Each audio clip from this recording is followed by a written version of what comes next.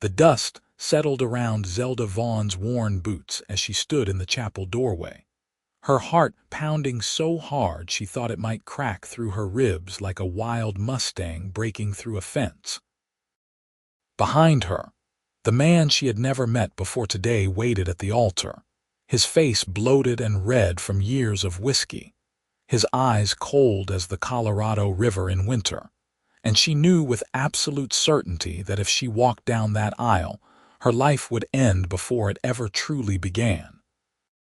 Fort Stockton, Texas, had been her home for 22 years, ever since her parents settled here in 1857 when she was just a baby. The year was now 1879, and the small desert town had grown from a military outpost into a proper settlement with a general store, 2 saloons, a church, and enough people to make a girl feel trapped when bad luck came calling. Her father had died 3 months ago, crushed under a wagon wheel while hauling supplies from San Antonio. The doctor said he died instantly, but Zelda knew the truth was that he had been dying for years, ever since her mother passed from fever when Zelda was 15. Her father had borrowed money from Jacob Thornton, the wealthiest rancher in 3 counties, and when he died, that debt became Zelda's inheritance. Thornton had given her a choice that was not really a choice at all. Marry his business associate, a cattle broker named Silas Drummond, who was traveling through from Kansas City, or lose the small plot of land and the modest house her parents had built with their own hands. Drummond was 53 years old, had buried 2 wives already, and looked at Zelda like she was livestock he was purchasing at auction. The wedding had been arranged in 2 weeks, barely enough time for Zelda to understand that her entire future was being sold to pay for her father's dreams. She had tried everything. She went to the bank, but they would not lend money to a woman without a husband or father. She tried to find work, but the only jobs available were in the saloons, and everyone knew what happened to girls who worked there. She even considered running away, but she had no money, no horse, and nowhere to go. The desert stretched in every direction, unforgiving and vast, and a woman alone would not last 3 days. So here she stood, in a simple cream-colored dress that had belonged to her mother, with wildflowers in her hair that she had picked herself that morning because no one else had offered. The chapel was nearly empty. Thornton sat in the front row, looking satisfied. Drummond's traveling companion, a thin man with nervous eyes, sat beside him.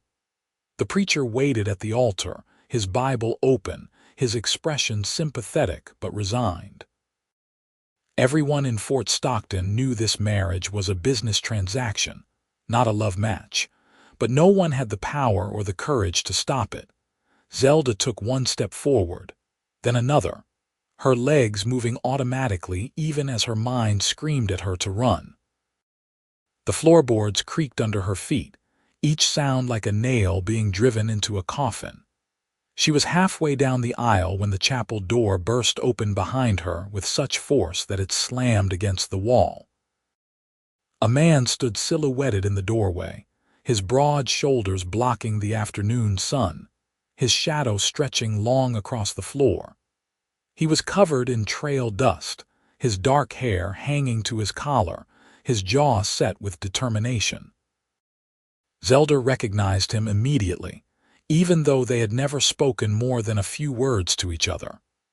Wade Emmett, a cowboy who worked on the Mitchell Ranch about 15 miles outside of town. He came into Fort Stockton once a month for supplies, always polite, always alone, always watching everything with those keen gray eyes that seemed to see straight through to the truth of things. "Stop this wedding," Wade said, his voice carrying clear and strong through the small chapel. He was breathing hard like he had been running, and his hand rested on the gun at his hip, though he made no move to draw it. Thornton stood up, his face darkening. "This is a private ceremony, Emmett. You have no business here." Wade took 3 steps into the chapel, his boots heavy on the wooden floor, his eyes fixed on Zelda. "I have every business here if this woman is being forced into something she does not want." Zelda's breath caught in her throat. She had not expected anyone to come, had not even dreamed that someone might care enough to try.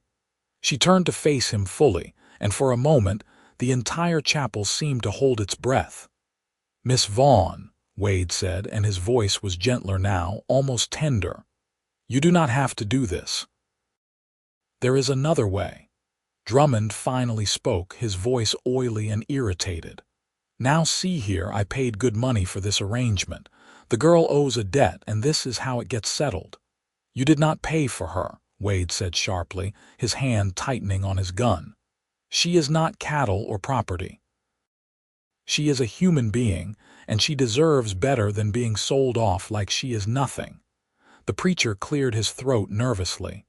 "Perhaps we should all calm down and discuss this rationally."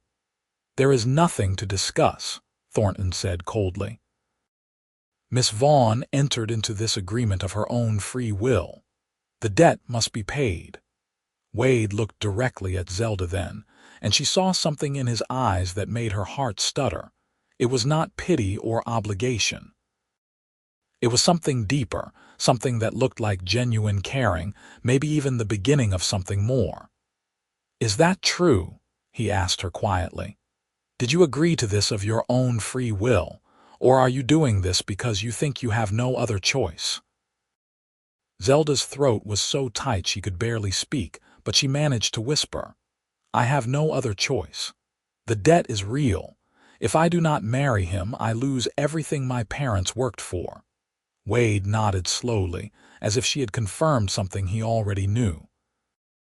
Then he turned back to Thornton and Drummond, and when he spoke, his voice was calm but absolute. "I will pay the debt." The chapel erupted. Thornton laughed, a harsh bark of disbelief. You are a cowhand, Emmett. You barely make $30 a month. The debt is $400. "I have it," Wade said simply. "I have been saving for 5 years to buy my own land. I have $423 in the bank in San Angelo.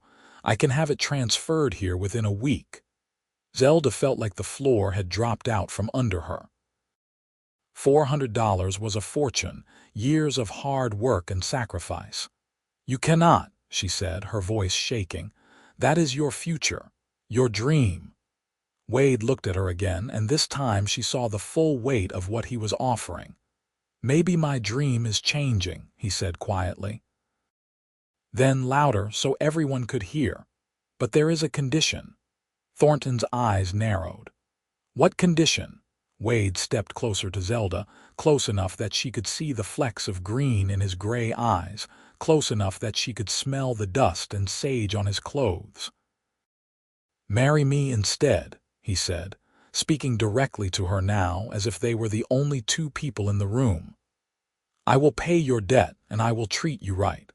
I cannot promise you riches or a fancy house, but I can promise you respect and kindness and a chance at a real life. You will not be property. You will be my partner, my equal, if you will have me." Zelda could not breathe. She could not think. This man, this near stranger, was offering her everything. He was offering her freedom and hope and a future that did not fill her with dread. She searched his face for any sign of deception, any hint that this was just another trap, but all she saw was honesty and something that might have been the beginning of love. "You do not even know me," she whispered. A small smile touched the corner of his mouth. "I know you grew up here. I know you took care of your father when he was sick, even when it meant going without things yourself. I know you are kind to animals and children. I know you are brave enough to face something terrible because you think it is the right thing to do. I know enough, Zelda. And I would like the chance to know more." Drummond slammed his fist on the pew. "This is outrageous. We had an agreement." "An agreement made under duress is not valid," Wade said without taking his eyes off Zelda. "The lady was being coerced. But if she chooses this freely, if she chooses me, then it is her right to make that choice. Thornton stood up, his face mottled with anger. Even if you pay the debt, Emmett, what then?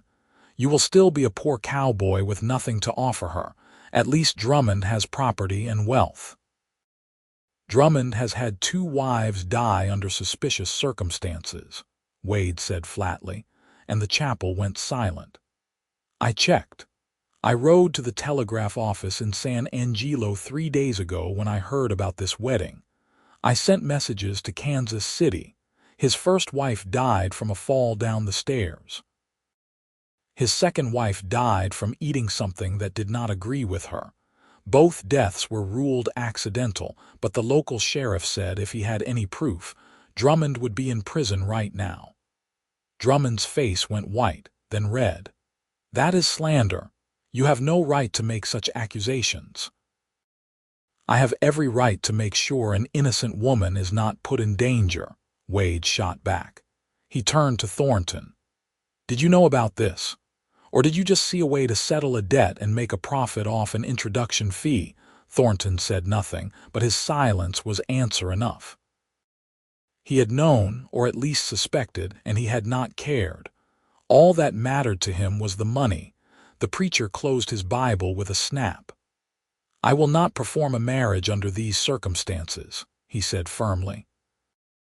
If there is any question about the safety or well-being of the bride, I cannot in good conscience proceed. Drummond stood up, his hands clenched into fists. You will all regret this, he hissed. He pointed at Zelda. You are making a mistake, girl. You will end up in poverty, and no one will help you then. She will not be in poverty, Wade said. She will be with someone who cares whether she lives or dies. That is more than you can offer. Drummond stormed out of the chapel, his companion scrambling to follow. Thornton stayed a moment longer, his cold eyes fixed on Wade.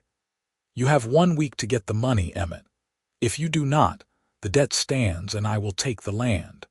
And if Miss Vaughn marries you, the debt is still owed because it was her father who borrowed it, not her husband. That is not how marriage law works in Texas, Wade said calmly. When we marry, her debts become mine. That is the law.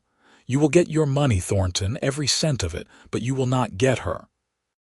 Thornton left without another word, and suddenly the chapel was empty except for Zelda, Wade, and the preacher. Zelda sat down heavily on the nearest pew, her legs finally giving out. Her hands were shaking, her whole body trembling with the aftermath of fear and shock and something that might have been hope. Wade sat down beside her, careful to leave a respectful distance between them. I am sorry, he said quietly. I did not mean to cause a scene or to put you in an uncomfortable position, but I could not stand by and watch that happen. I have been thinking about it for 2 weeks, ever since I heard about the arrangement. I tried to tell myself it was not my place to interfere, but I just could not let it happen. Zelda looked at him, really looked at him, and saw a man who was maybe 27 or 28, with weathered skin from years in the sun, strong hands calloused from hard work, and eyes that held both strength and gentleness. Why? She asked, her voice barely a whisper. Why would you give up everything you worked for? You do not owe me anything. Wade was quiet for a long moment, choosing his words carefully. 5 years ago, I was in San Angelo, fresh off a cattle drive, with money in my pocket for the first time in my life. I went into a saloon to celebrate, and I drank too much and got into a card game with some men who were cheating. When I called them out, they jumped me in the alley. I woke up in the street, beaten half to death, with all my money gone. A woman found me, someone I did not know, and she took me to the doctor and paid for my treatment. She gave me a place to stay for a week while I healed, and she never asked for anything in return. When I asked her why she helped me, she said that everyone deserves a chance at a better life, and sometimes all it takes is one person who cares enough to help. He looked down at his hands, and Zelda saw the scars on his knuckles, the evidence of a hard life. That woman died 2 years ago, and I never got the chance to pay her back. But I promised myself that if I ever had the chance to help someone else, someone who needed it, I would do it. When I heard about your situation, I knew this was that chance." Zelda felt tears sliding down her cheeks, and she did not bother to wipe them away. "But marriage," she said softly, "that is not just helping someone. That is tying your entire life to mine. What if we do not suit? What if you regret it?" Wade finally looked at her again, and there was something in his eyes that made her heart race. "I have watched you for the past 2 years, Zelda. Every time I came to town, I looked for you. I saw the way you cared for your father, the way you helped Mrs. Henderson when her children were sick, the way you always had a kind word for everyone, even when your own life was hard. I know this is sudden, and I know you do not know me well. But I believe we could have something good if you are willing to try. And if you are not, if you decide you cannot do this, then I will still pay your debt. I will do it as a friend with no strings attached. You will owe me nothing." The preacher cleared his throat gently. "I need to know your intentions, Miss Vaughn. Do you wish to marry Mr. Emmett?" Zelda closed her eyes, trying to think past the chaos in her mind. An hour ago, she had been walking toward a nightmare. Now she was being offered a chance at something different. It was still marriage to a near stranger, but everything about it felt different. Wade was not buying her or coercing her. He was offering her a partnership, a choice, a chance. And when she thought about it, really thought about it, she realized she had noticed him too over the past 2 years. She had noticed the way he was always respectful, the way he never drank too much or caused trouble, the way he seemed to carry himself with a quiet dignity that was rare in this hard place. She opened her eyes and looked at Wade. "If we do this," she said slowly, "I need to know that you see me as an equal, not as someone you saved or someone who owes you, an equal partner." "That is exactly what I want," Wade said firmly. "I do not want a servant or someone who is grateful. I want a partner, someone to build a life with. And if we find we do not suit each other, if we are unhappy," Wade considered this, "then we will deal with it honestly. But I hope you will give it a real chance. I hope we both will." Zelda took a deep breath and made her decision. It was a leap of faith, but it was her choice, made freely without coercion or fear. "Yes," she said, her voice steady now. "I will marry you, Wade Emmett." The preacher looked relieved. "Very well. Do you wish to marry today, or would you prefer to wait?" Zelda looked at Wade, and he looked back at her, a question in his eyes. "Today," she said. "I do not want to give Thornton any time to make trouble or change the terms. If we are going to do this, let us do it now." Wade nodded. "Today." The ceremony was simple and quick. The preacher spoke the traditional words, and Wade produced a simple gold band that had belonged to his mother, the only thing he had of her. When he slid it onto Zelda's finger, his hand was warm and steady, and she felt something shift inside her, like a door opening to a future she had not imagined possible just an hour ago. When the preacher pronounced them husband and wife, Wade leaned in slowly, giving her time to pull away if she wanted, and kissed her gently on the forehead. It was chaste and respectful, but Zelda felt warmth spread through her chest at the gesture. They walked out of the chapel together into the bright Texas afternoon, and Zelda realized that everything had changed. She was married. She was safe. And she was standing beside a man who had given up his dreams to save hers. Wade seemed to sense her thoughts. "We should go to your house and gather your things," he said. "I have a room at the boarding house, but it is too small for both of us. We can stay at your place until I figure out what we are going to do about work and housing." Zelda nodded, and they walked through town together. People stared at them, whispering behind their hands, but Zelda held her head high. Mrs. Henderson came out of the general store and stopped them on the street. Zelda, dear, is it true? Did you marry Wade Emmett instead of that dreadful man from Kansas City?" "Yes, madam," Zelda said, and she was surprised to find she was smiling. "We were married just now." Mrs. Henderson beamed and hugged Zelda tightly. "Oh, thank the Lord. When I heard about Drummond, I was sick with worry. Wade is a good man. You will be happy with him, I am sure of it." More people stopped them as they walked, most offering congratulations, some clearly confused about the sudden change in plans. By the time they reached Zelda's small house on the edge of town, the whole settlement knew what had happened. The house was modest, just 3 rooms, but it was clean and well maintained. Zelda had made curtains for the windows and planted flowers in boxes outside. Wade looked around with approval as he stepped inside. "This is a good house," he said. "Your parents built it well." Zelda felt a lump in her throat at the mention of her parents. "My father wanted it to last," she said quietly. "He wanted to leave me something solid." Wade turned to face her, his expression serious. "Zelda, I need to go to San Angelo tomorrow to arrange the money transfer. It will take me 2 days to ride there and back. Will you be all right here alone? I am worried Thornton might try to cause trouble." Zelda straightened her shoulders. "I have my father's rifle and I know how to use it. I will be fine." "I do not doubt your courage," Wade said gently. "But maybe I should ask Mrs. Henderson to stay with you, just to be safe." "That is probably wise," Zelda admitted. She was not afraid exactly, but she was not foolish either. Thornton was not a man who took defeat gracefully. Wade nodded. "I will go speak with her now and make the arrangements." "And Zelda?"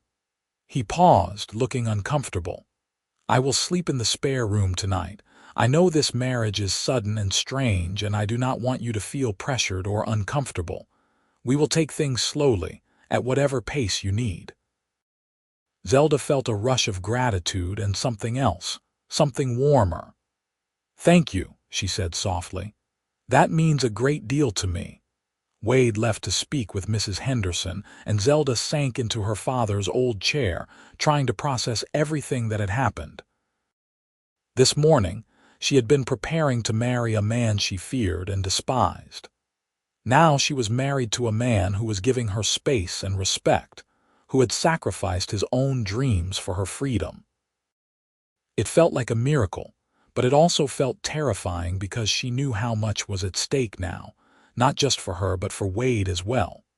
Mrs. Henderson arrived an hour later with her youngest daughter, a girl of 16 named Sarah, and enough food for 3 days. "Wade told me everything," she said, setting down a basket on the kitchen table. "You are both very brave and very foolish, but mostly brave. I will stay with you until he gets back from San Angelo." That night, Zelda lay in her small bed, alone for the first time as a married woman, and listened to the sounds of the house settling around her. In the next room, she could hear Wade moving quietly, preparing for sleep. She thought about what the coming years might bring, about the life they would build together. And for the first time in months, she felt something that might have been peace. The next morning, Wade was up before dawn. Zelda woke to the smell of coffee and found him in the kitchen, packing supplies for his journey. He looked up when she entered and his face softened. "I did not want to wake you," he said, "but I am glad you are up. I wanted to say goodbye properly." Zelda poured herself coffee, her hands still clumsy with sleep. "Be careful," she said. "The road to San Angelo is dangerous." "I have made it many times," Wade assured her. "I will be back in 2 days, 3 at most. And when I return, we will go together to pay Thornton and settle this debt once and for all." He hesitated, then stepped closer and took her hand gently. "Zelda, I want you to know that whatever happens, I do not regret this. I know everything happened fast, and I know you are probably confused and maybe frightened. But I meant what I said yesterday. I will treat you right. I will be a good husband to you if you will let me." Zelda looked up at him, at this man who had become her husband in the space of an afternoon, and felt something warm bloom in her chest. "I believe you," she said, "and I will try to be a good wife to you. I cannot promise I know how, but I will try." Wade smiled, a real smile that reached his eyes, and Zelda realized he was handsome when he smiled in a rough, weathered way. "That is all anyone can ask," he said. He squeezed her hand once, then let go and picked up his pack. "I will be back before you know it." She walked him to the door and watched as he mounted his horse, a sturdy bay mare that looked like she had been with him for years. He tipped his hat to her, and then he was riding away toward the sunrise, toward San Angelo and the money that would buy their freedom. The 2 days Wade was gone felt like 2 weeks. Zelda kept herself busy cleaning the house, mending clothes, helping Mrs. Henderson with her baking. But her mind was always on the road, wondering if Wade was safe, if he had made it to San Angelo, if he would actually come back. A small, frightened part of her wondered if this had all been an elaborate trick, if he would take his money and disappear, leaving her worse off than before. But Mrs. Henderson seemed to read her thoughts. "Wade Emmett is a man of his word," she said firmly as they kneaded bread dough on the second afternoon. "I have known him for 3 years, and I have never seen him break a promise. He will come back." "What if something happens to him on the road?" Zelda asked quietly. "Bandits or wild animals or anything else?" "Then we will deal with it," Mrs. Henderson said practically. "But worrying about it now will not change anything. You have to trust, Zelda. Trust him and trust yourself." On the evening of the 3rd day, just as the sun was setting and Zelda was beginning to genuinely worry, she heard hoofbeats outside. She rushed to the window and saw Wade dismounting from his horse, looking tired but whole. Relief flooded through her so strongly that her knees went weak.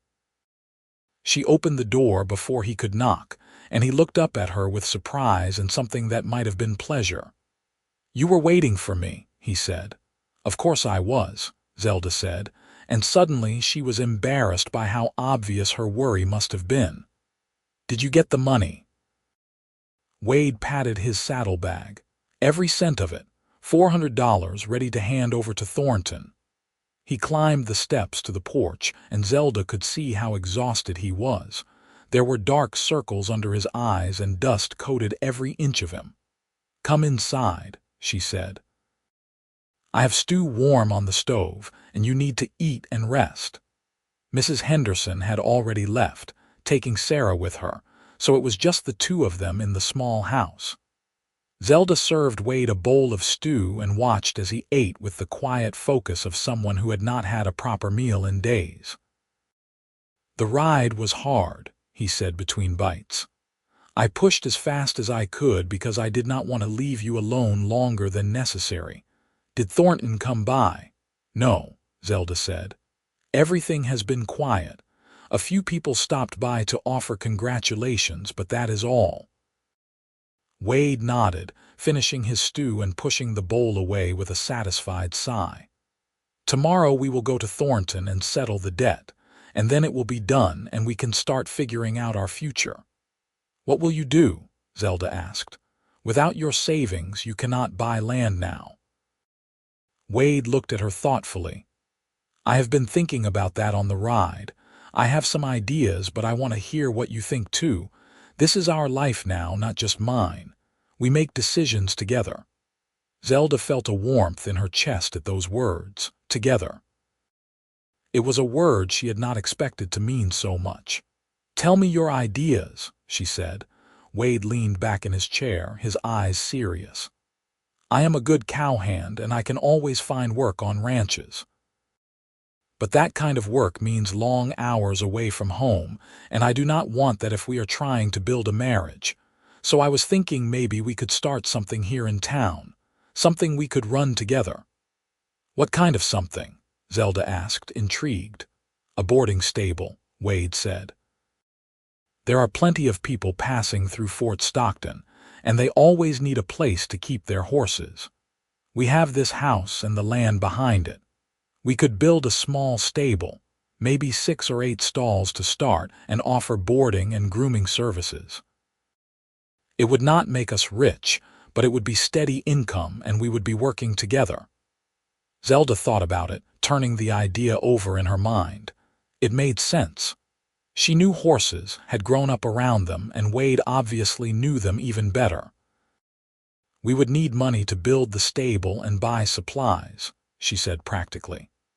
I still have $23 left, Wade said, and I can do most of the building work myself. We would need to buy lumber and nails, maybe hire help for a few days, but I think we could do it for what we have. It would be tight, but possible. I have some money too, Zelda said slowly. $50 that my mother left me, hidden in the house. I have been saving it for emergencies. This seems like a good use for it. Wade looked surprised. You would be willing to invest your savings in this? It is our future, Zelda said, echoing his words back to him. We do this together. Something shifted in Wade's expression, a softening, a warmth that had not been there before. You are something special, Zelda Emmett, he said quietly, and Zelda felt her cheeks flush at the sound of her new name. The next morning they dressed in their best clothes and walked together to Thornton's ranch on the other side of town. It was a sprawling property with a large main house and several outbuildings. Thornton saw them coming and met them on the porch, his expression sour. You actually got the money, he said, sounding almost disappointed.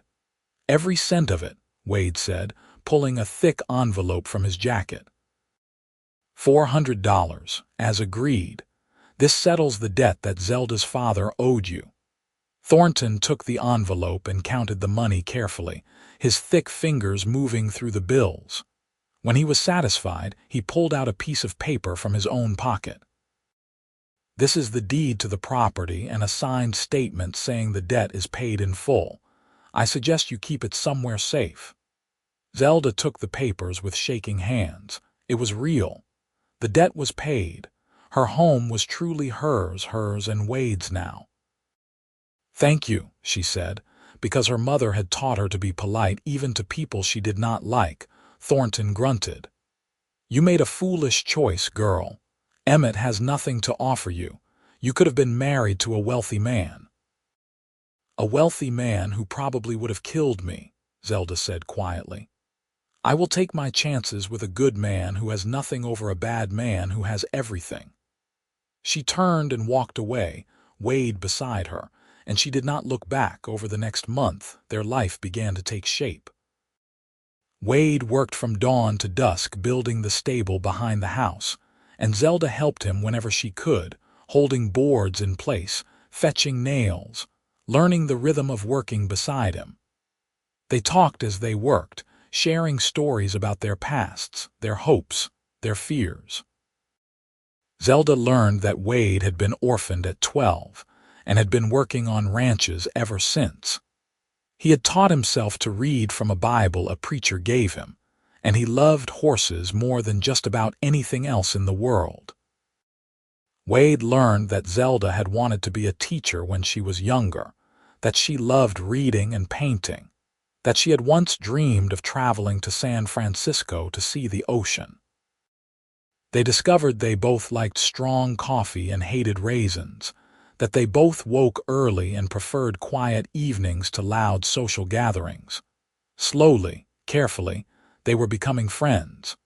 And with that friendship came the first stirrings of something deeper. One evening, about 6 weeks after their wedding, they were sitting on the porch watching the sunset paint the sky in shades of orange and pink. The stable was nearly finished, just a few more days of work needed. Wade had been quiet all evening, and Zelda could sense he had something on his mind. "What is it?" she asked gently. Wade was quiet for a moment longer, then said, "I was just thinking about how different my life is now from what I expected. A year ago, I was alone, saving every penny, planning to buy a small piece of land and spend my life working it by myself. Now I have a wife and a home and a business we are building together. It is strange how life can change so completely in such a short time. Do you regret it? Zelda asked, her heart beating faster. Wade turned to look at her, and there was something in his eyes that made her breath catch. Not for a single second, he said. Zelda, I need to tell you something. I did not just help you because of the woman who helped me years ago. I mean, that was part of it, but it was not the whole truth. What do you mean? Wade took a deep breath. I have been watching you for 2 years, but it was not just casual observation. I noticed you the first time I came to town after you started taking care of your father. You were at the general store, buying medicine, and you looked so tired and worried, but you still had a kind word for everyone you met. I thought you were the most beautiful thing I had ever seen, and every time I came to town after that, I looked for you. I wanted to talk to you, to know you, but I was just a cowhand with nothing to offer, and you were dealing with your father's illness. It never seemed like the right time. He looked down at his hands. When I heard about Thornton forcing you to marry Drummond, it felt like something broke inside me. I knew I could not let it happen. I told myself I was just being a good person, helping someone in need, but the truth is, I wanted to save you because I cared about you. I have cared about you for a long time. Zelda felt tears stinging her eyes. Why did you not say anything before? Because I did not want you to feel obligated, Wade said. You married me to escape a terrible situation, not because you cared about me. I did not want to pressure you or make you feel like you owed me anything. I wanted to give you time to know me, to decide for yourself how you felt. Zelda reached out and took his hand, threading her fingers through his. Wade, I did marry you to escape Drummond. That is true. But over these past weeks, I have come to care about you too. You are kind and hardworking and honest. You make me laugh. You listen when I talk. You treat me like an equal, like my thoughts and opinions matter. I have been falling in love with you, and I did not even realize it until just now. Wade stared at her, hope and disbelief warring on his face. You mean that? I mean it, Zelda said, and she leaned in slowly, giving him time to pull away if he wanted, but he did not pull away. Instead, he met her halfway, and their lips touched in a kiss that was gentle and sweet and full of promise. When they pulled apart, both of them were smiling. I love you, Zelda, Wade said softly. I think I have loved you for a long time, but I am certain now. I love you too, Zelda whispered, and saying the words out loud made them feel more real, more solid. That night, for the first time since their wedding, they shared a bed, not out of obligation but out of genuine desire and affection. Wade was gentle and patient, and Zelda felt safe and cherished in a way she had never experienced before. They took their time learning each other, and when they finally came together, it felt right and natural and perfect. The stable was finished a week later, and they held a small celebration with their neighbors. Mrs. Henderson brought a cake, and several of the local ranchers came to inspect the new facility and promised to bring their business. Within a month, the stable was thriving. They had regular clients and enough income to cover their expenses and even save a little. It was not a fortune, but it was theirs, built with their own hands and their shared efforts. Life settled into a comfortable rhythm. They worked together during the day, caring for the horses, maintaining the stable, managing the business. In the evenings, they cooked together, read together, talked about everything and nothing. They made love often, and each time it deepened the bond between them, weaving their lives together more tightly. As summer turned to fall and fall turned to winter, their love grew stronger. Wade surprised Zelda with small gifts, wildflowers he picked on his rides, a book he ordered special from San Antonio.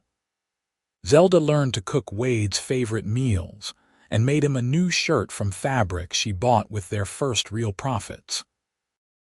One cold December evening, Zelda realized her monthly courses were late. She waited another week, not wanting to say anything until she was certain, but when the symptoms continued, she knew. She was pregnant. They were going to have a baby. She told Wade that night, nervous about how he would react. But Wade's face lit up with such pure joy that all her fears melted away. He picked her up and spun her around, laughing, then set her down carefully as if she were made of glass. "We are having a baby," he said wonderingly. "Zelda, we are going to be parents.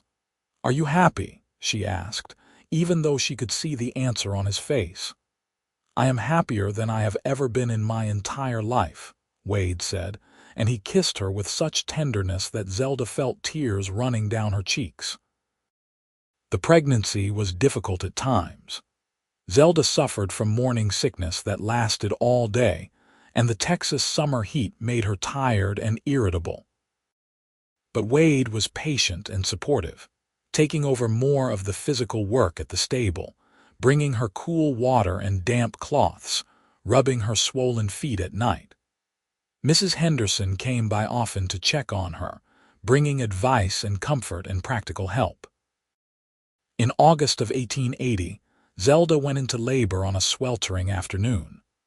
Wade rode for the midwife, Mrs. Cooper, and paced outside the bedroom door for the next 12 hours, nearly frantic with worry.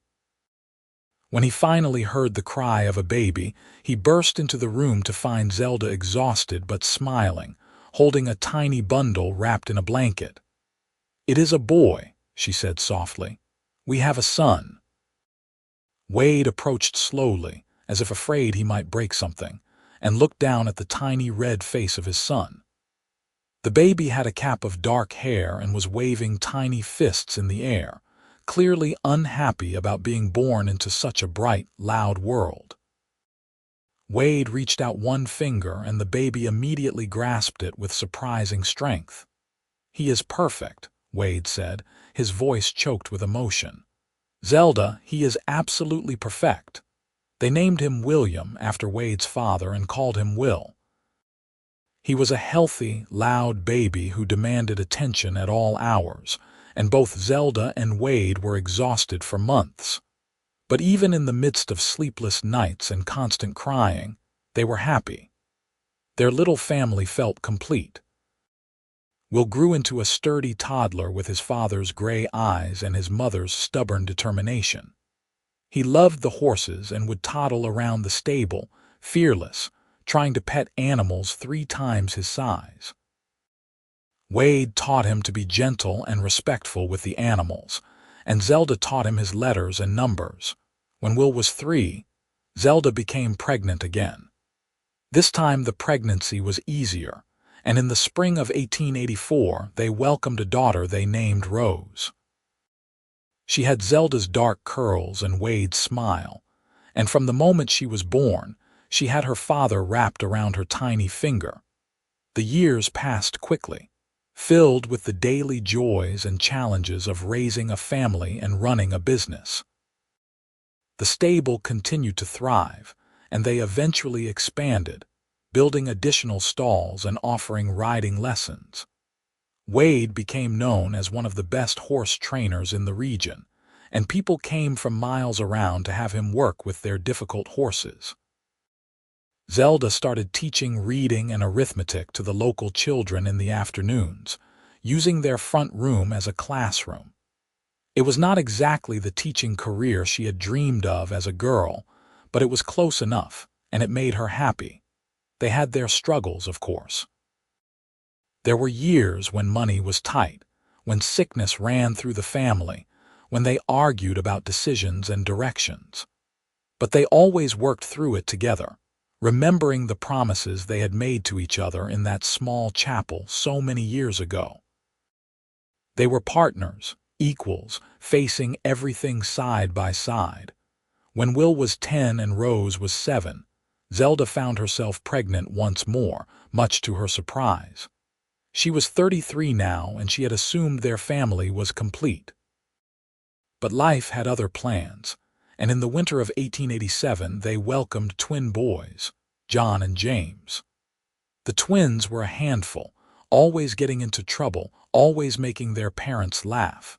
As the children grew, Wade and Zelda watched with pride as they became their own people. Will was serious and hardworking, already showing interest in taking over the stable someday. Rose was artistic and dreamy, always drawing or making up stories. The twins were wild and adventurous, constantly exploring and pushing boundaries. On their 15th wedding anniversary, Wade took Zelda to the same chapel where they had been married. It looked exactly the same, still small and simple, though the town around it had grown considerably. They stood in the same spot where Wade had burst through the door and changed both their lives forever. "You remember what I said that day?" Wade asked, holding both her hands in his. "You said you would treat me right," Zelda said, smiling at the memory. "I said I would treat you right," Wade agreed. "And I asked if you would marry me instead. Best decision I ever made." "Best decision I ever made was saying yes," Zelda said. "Well, second best. The best decision was falling in love with you." Wade pulled her close and kissed her, and Zelda felt the same flutter in her heart that she had felt the first time he kissed her. After 15 years, 4 children, countless challenges and triumphs, she loved him more than ever. "I would do it all again," Wade said quietly. "Every sacrifice, every hard day, every moment of worry. I would do it all again just to have this life with you." "So would I," Zelda whispered. They renewed their vows that day, a private ceremony with just the two of them and the same preacher, now considerably older, who had married them the first time. It was a celebration of everything they had built together, a reaffirmation of the love that had grown from the seeds planted in desperation and watered with patience and care. The years continued to pass. Will married a girl from a neighboring ranch and took over the stable, expanding it further with his father's guidance. Rose went to San Antonio to study art, coming home on holidays with her hands always stained with paint and her head full of dreams. The twins both became ranch hands, working on different spreads but always close to home. Wade and Zelda grew older together, their hair turning gray, their faces marked by time and weather and laughter. They became grandparents when Will and his wife had a daughter, and then again when Rose eventually married and had children of her own. The house that had once seemed so small was always full of noise and life and love. On quiet evenings, when the grandchildren had gone home and the stable was settled for the night, Wade and Zelda would sit on the porch, just as they had done for decades, watching the sun set over the Texas desert. They would hold hands and talk about everything and nothing, or sometimes just sit in comfortable silence, the kind that only comes from years of deep companionship. "You ever think about what might have happened if you had not come to that chapel?" Zelda asked one evening when they were both in their 60s. Wade was quiet for a moment, considering. "I try not to," he said. "It makes me too sad to imagine a world where I did not fight for you for us. But if I had not come, you would have found another way to survive. You are strong, Zelda." "You always have been." "Maybe," Zelda said. "But I am grateful every day that I did not have to find out. You gave me a life I never expected, a love I did not think was possible. You kept your promise, Wade. You treated me right. You treated me better than right. You treated me like I was precious." "You are precious," Wade said simply. "You are the most precious thing in my world, and you always have been." As the sun dipped below the horizon, painting the sky in familiar shades of orange and gold, Zelda leaned her head on Wade's shoulder and felt perfectly content. They had built a good life together, against all odds, starting from a moment of desperation and courage in a small chapel in Fort Stockton, Texas. Their story was not a fairy tale. There were no castles or riches, no dramatic rescues beyond that first one. But it was a love story nonetheless, maybe the truest kind. It was a story of two people who chose each other, who worked hard for their happiness, who built something lasting and beautiful from nothing but determination and care. Years later, when they were both very old, their children and grandchildren would gather around and ask them to tell the story of how they met. And Wade would always start the same way, his eyes finding Zelda across the room, still seeing the young woman he had rescued and fallen in love with. "I burst into a chapel," he would say, "and I said to your grandmother, 'Marry me instead, I will treat you right,' and she was brave enough to say yes. Everything good in my life came from that moment." And Zelda would smile and add, "He kept his promise. He treated me right every single day for the rest of our lives."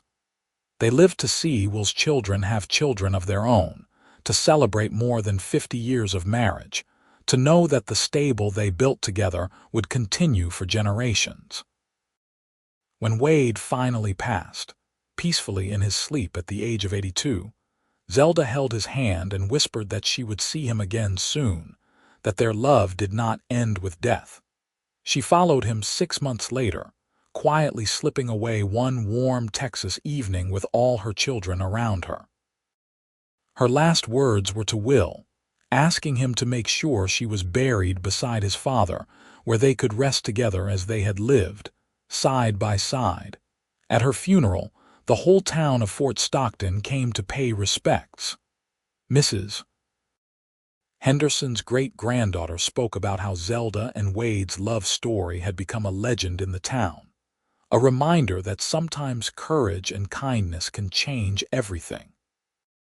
The stable still stands today, run by Will's grandson, a testament to what two people can build when they choose love over fear, partnership over power, and hope over despair. And in the small cemetery outside Fort Stockton, two headstones sit side by side, bearing the names Wade Emmett and Zelda Emmett, beloved husband and wife, together forever. Their story was simple in the end. A cowboy saved a woman from a terrible fate. A woman gave that cowboy a reason to dream new dreams.